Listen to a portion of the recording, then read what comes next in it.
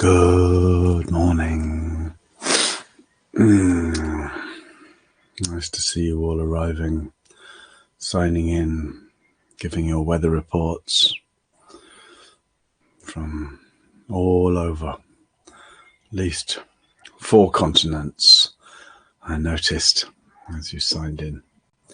So I'm aware that we're in various different time zones. It may not be morning for you, but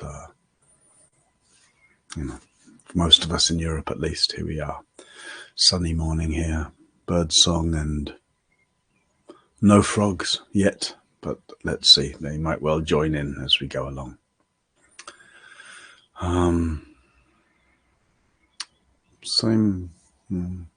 Just a little continuation of the theme this week, where we're exploring breath in different ways. Partly because it's just like super simple, right? It's like the most foundational element of meditation practice for most people.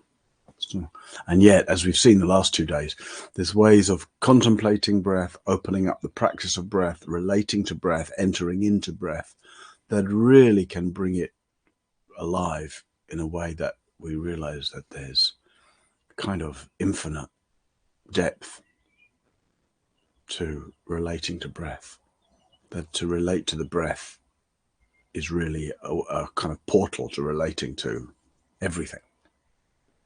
So this morning I want to relate to breath in a different way, and maybe as a way into that, there's this principle. We tend to be, of course, rather self-centered. And we talk about somebody being self-centered in ordinary language, meaning that they're extremely self-centered, right? But you don't need to be extremely self-centered. Some people will talk a lot about themselves. You tell them something, they immediately make it about them. It's all their dramas turn around how they're feeling and what they want and what's right or wrong or difficult in their life, right? So we usually mean that when we say somebody is self-centered.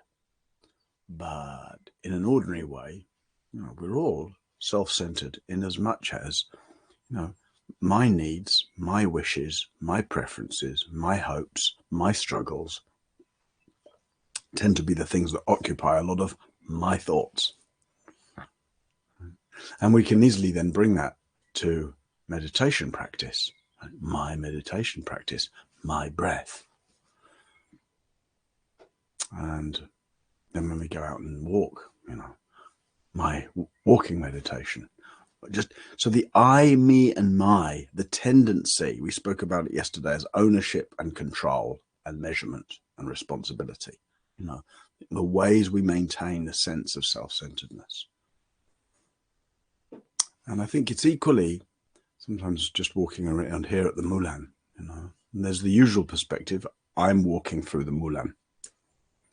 But it's equally possible to experience and to have to be just as much a real experience, that rather than me being aware of my surroundings, that it's maybe just as equally so we could say the surroundings are aware of me. It's like the earth is sort of inviting my feet, welcoming my feet, feeling my feet. The earth is feeling my feet. Trees are sensing my presence. To enter into awareness is to put down, right, the self-centered viewpoint, the idea that I'm the origin of all experience and experience is just coming at me. Maybe the earth is at the origin of the experience of me walking on it. And one doesn't have to contemplate that in a kind of ontological way, a philosophical way. Right? You don't have to figure out which one's right or wrong, but what about just that kind of as if reality? What if I was to walk on the earth as if the earth is feeling my feet? What if I was to sit in meditation as if the earth, the air, the universe is the agent of my breathing rather than me being the agent of my breathing? Because where does it come from? The impulse to breathe. And again, you can think to your high school biology lessons and tell me something about the muscles in the diaphragm and the lungs and all, but that's not what I mean. And just experientially, where does the impulse come for an in-breath and an out-breath? We'd say it comes from me. We imagine it comes from me. We've decided it comes from me. We assume that it comes from me. But need we only experience in that way? So my invitation for us as we sit today is to just, and of course it's very familiar, that sense, so you keep coming back to it. But the invitation is just to keep softening.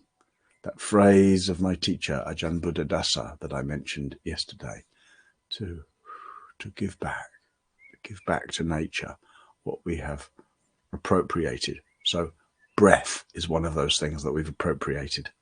It's just nature, breathing. Right? It's just life force, we could say. And it's the same life force that grows leaves on trees. It's the same life force that turns the planet. It's the same life force that makes the birds sing. It's the same life force that's breathing this body. So just as we sit together, and I'll just give a little instruction, maybe to taste the relief of returning to nature, what we've appropriated from it. The relief of not needing to be the breather. Just nothing to do, nothing to do. No ownership, no control, no measurement, no responsibility. Just sit. And hey, breathing will still happen because it's not you doing it. And so that sense of just allowing nature to breathe you, allowing the world to breathe you, allowing the universe to animate you. And then of course that breath, but it also then we start to find out that's also sensation. It's also thought. It's actually letting ourselves be emergent in every moment.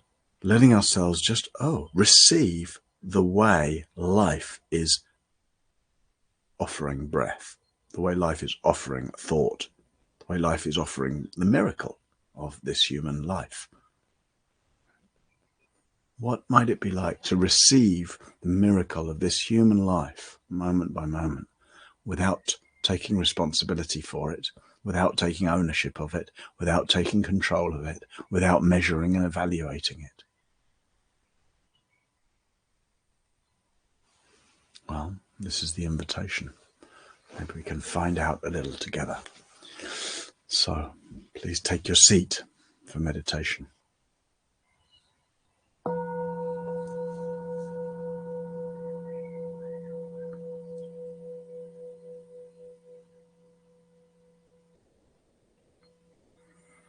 In line with what we explored about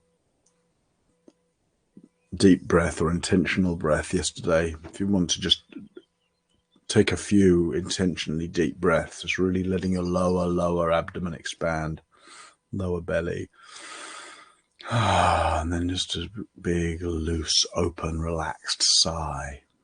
Feel free to do that a few times, just as a way of settling body, waking up the energy in your lower belly,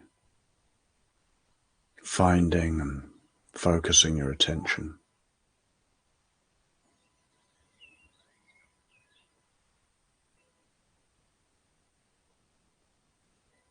And then letting go of any of that intentionality with the breath.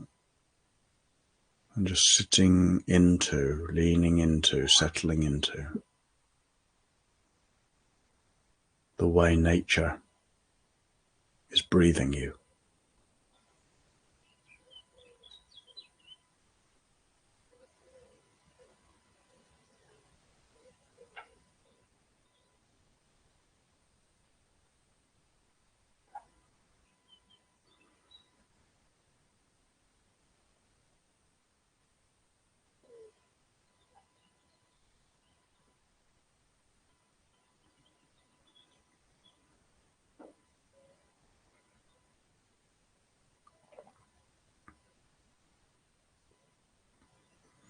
Letting your belly receive the in-breath.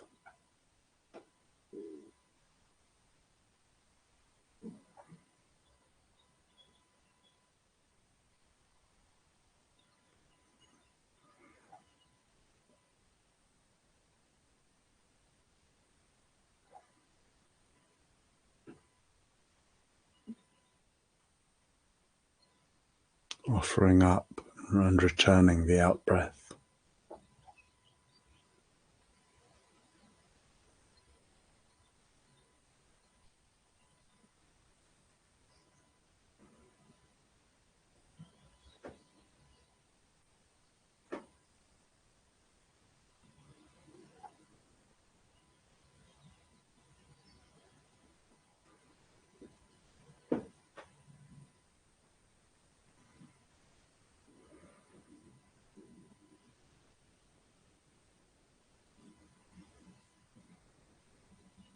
Breath without effort.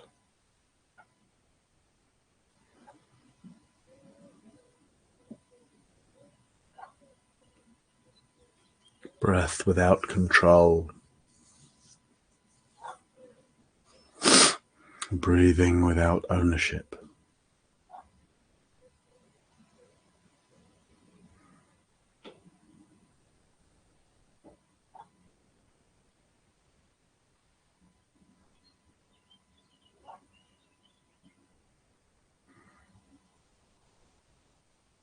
Breath without a breather.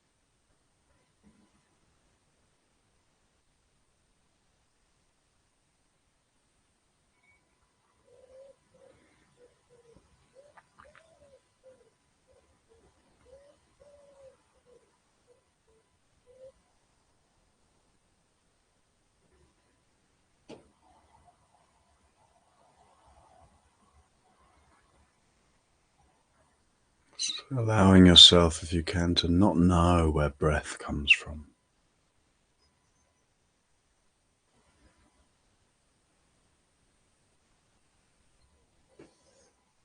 To be surprised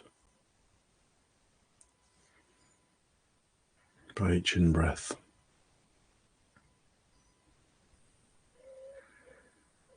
By the energy of expansion.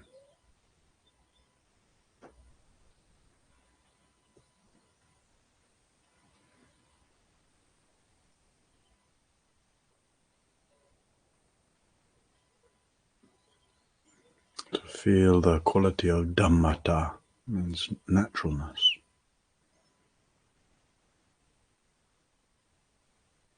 Naturalness of breathing. Naturalness of being breathed.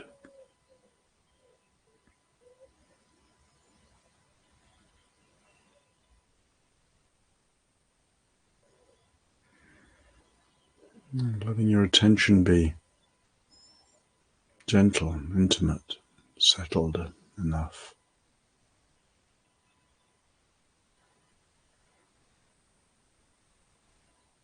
To really be sensitive to be inside of the feel of breathing.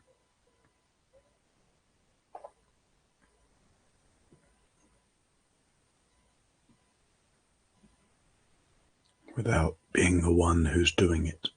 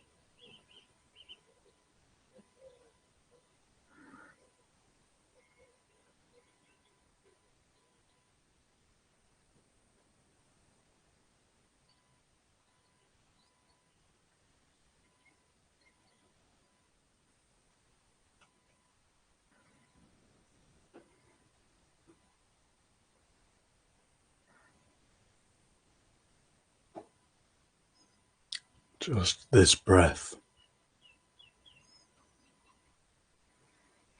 And that somehow the whole of life is implicated in it.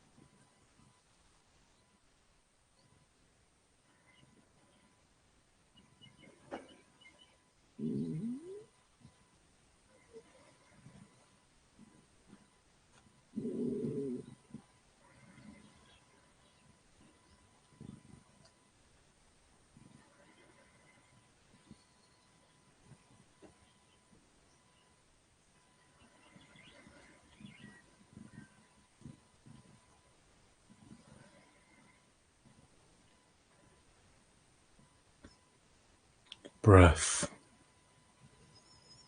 without control or ownership.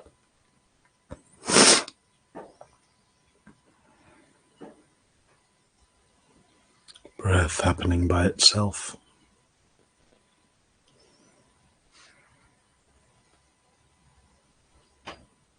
Breath freely offered by life.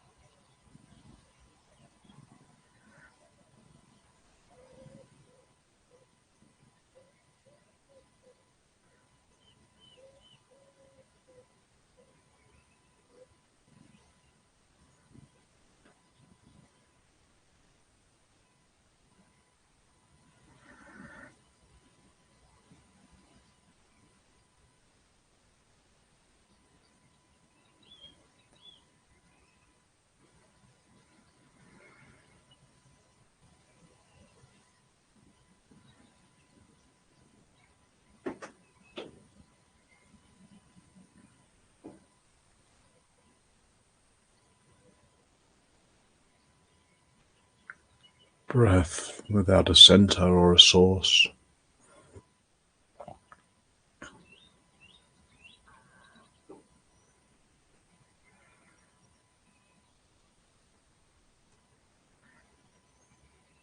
Breath as an expression of dhammata, life's naturalness, life's dynamism.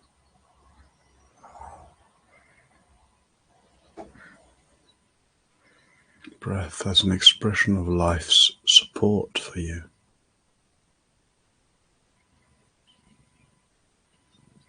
Life breathing this body, oxygenating these cells.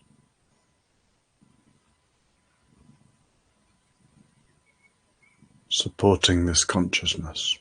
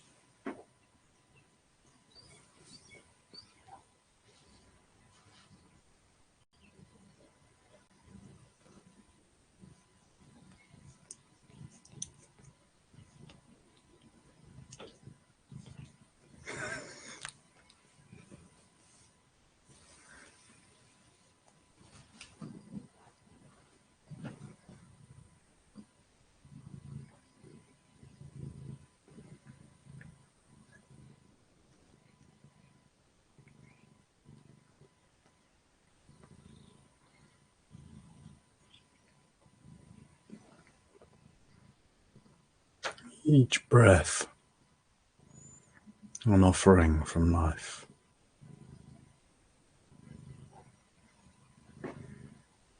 Each breath feeding your organs,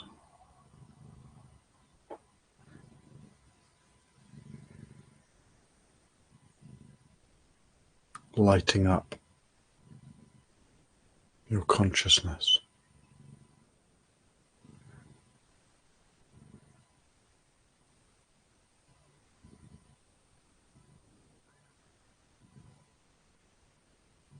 Nothing to do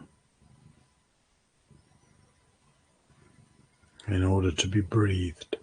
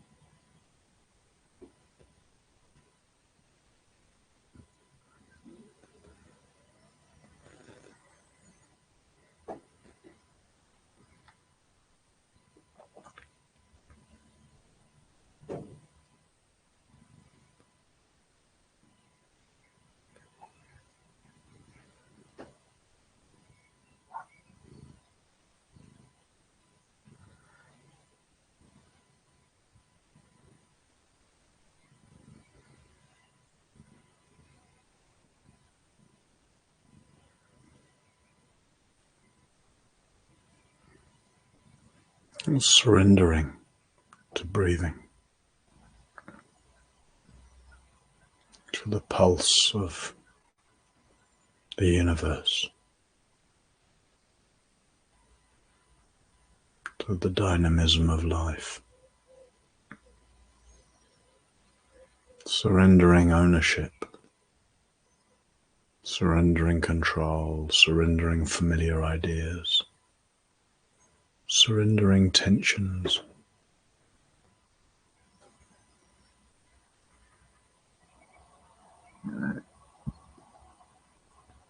Surrendering, dissolving self-centeredness.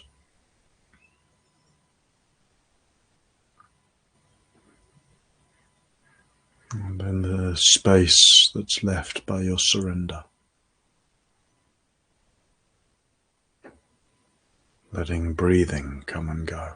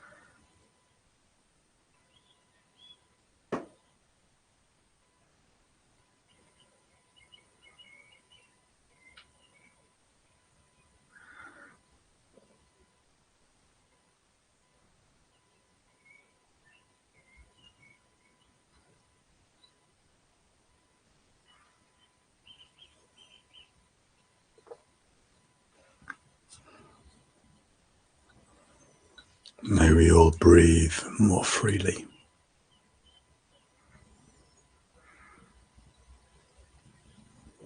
May we surrender the burden of self-centeredness.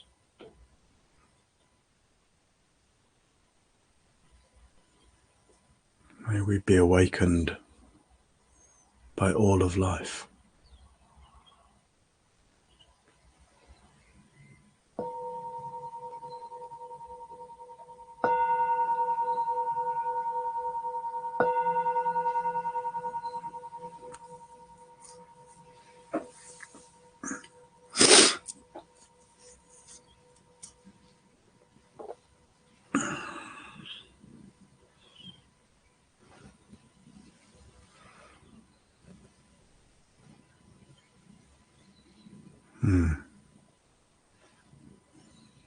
Nice to sit together.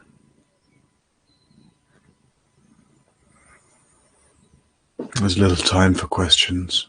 If any arise, if there's anything you'd like to explore about the reflections this morning, or about your own meditation practice or life in general, here's the opportunity. You can just type, when you put a question, just add the word question in caps at the beginning of your message so I can see it. And then just the brief daily mention of dana. It's all offered freely, free of obligation, free of charge, right? But it's very definitely not free of cost. There's a lot of costs. So you can, if you want to support what's happening here, and your support is the only thing that allows it to happen here. And yeah, we depend completely on your support. So you can go to sangha.live/donate, and your participation supports your own practice, supports me as the teacher this week, supports Sangha Live in maintaining itself and putting on these programs, and then also supports everybody who's able to benefit. So thank you for your support. And yeah, to Charlie's question, what were the words to the mantra you sing at the beginning? I'm flattered that you call it singing. George did type it earlier on. It's the homage. It's the Pali line, which is homage to the Buddha. Namo tassa bhagavato arahato sama sambuddhassa. Basically, it's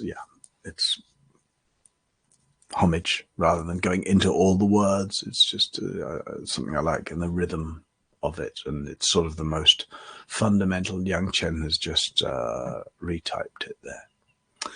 All right, well, if that's the only question there is this morning, that was easily answered.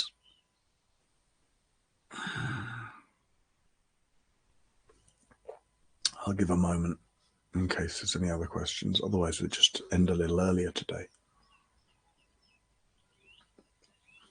I have a question for you all. I'm aware that I'm talking quite quietly, partly just enjoying the quiet of meditation and breathing.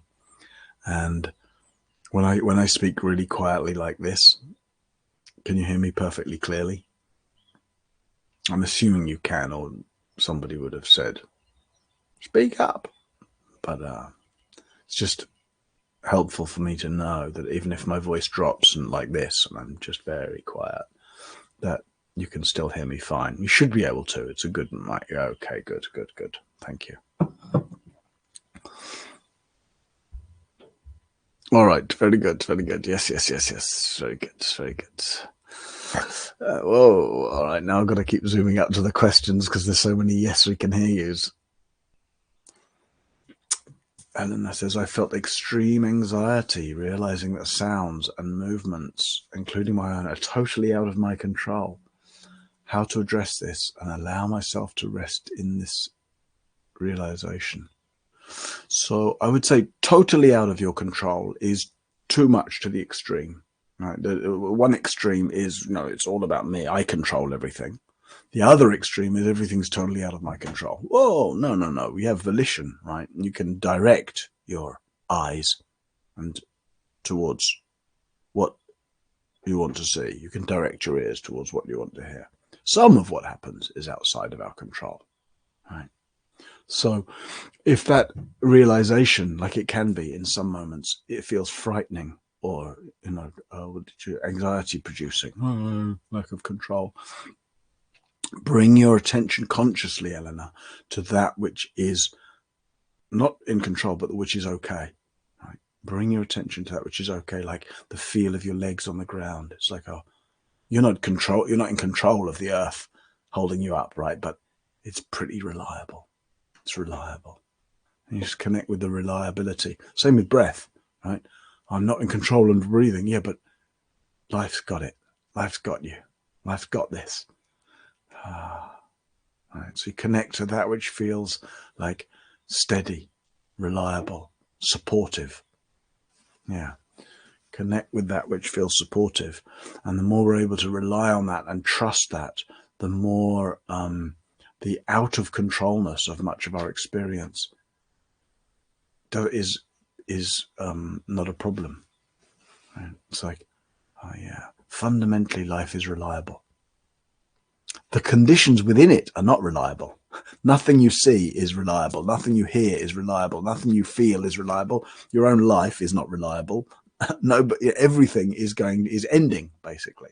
And given that everything is entropy is the nature of everything, it's like, oh, nothing's reliable. And that can feel anxiety producing. But when you zoom out, life itself is very, very, very, very, very reliable. You and me, we're not very reliable. We'll come and go, like the sign in my monastery used to say, relax. In 100 years, all new people. So that's another pointing to dropping self-centeredness. So the individual conditions are not reliable.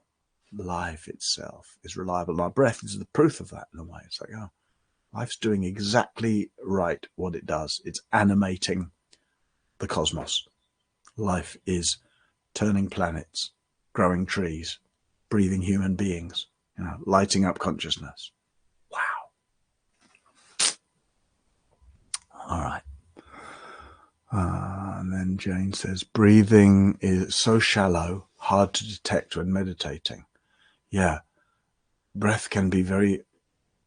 There's two types of shallow breath, Jane. There's the breath, there's a retained breath, right? Where when there's no relaxation.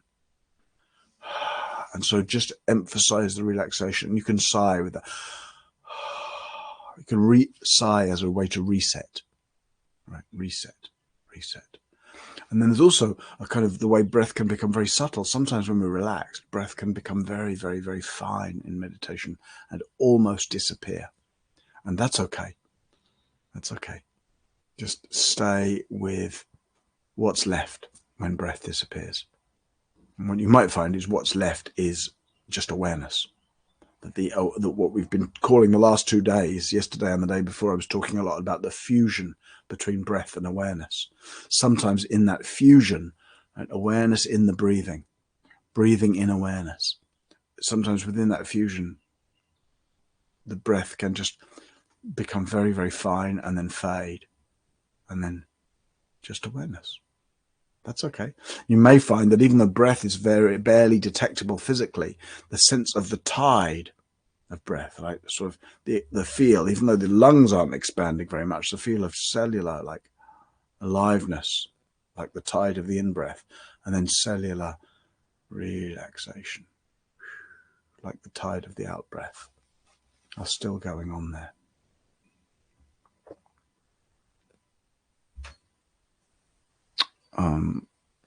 I see you just asked about coming on screen for that, Jane. Sorry, I didn't see that.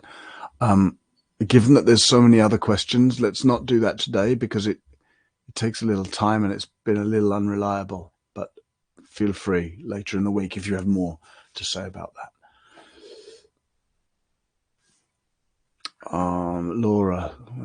Laura says, I noticed, it's a comment rather than a question. Okay.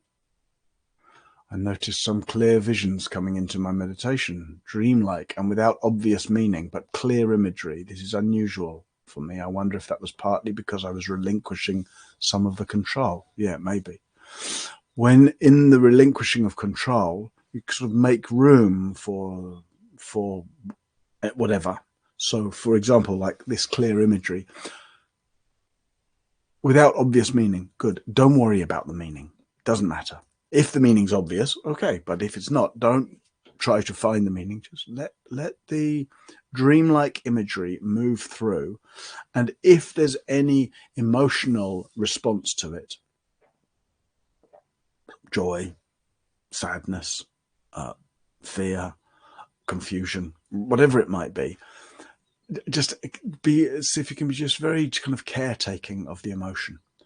Often that sort of imagery streaming through consciousness is part of us emotional digestion. And if there is no obvious emotional tone and it's just imagery, let it happen and just take care not to get too seduced by it, because it's like, oh wow, clear imagery, it's sort of fascinating, and then we can find ourselves wondering about it, and just let it stream through. It's like it's nothing to be worried about, and nor is it not to make it either special in some way.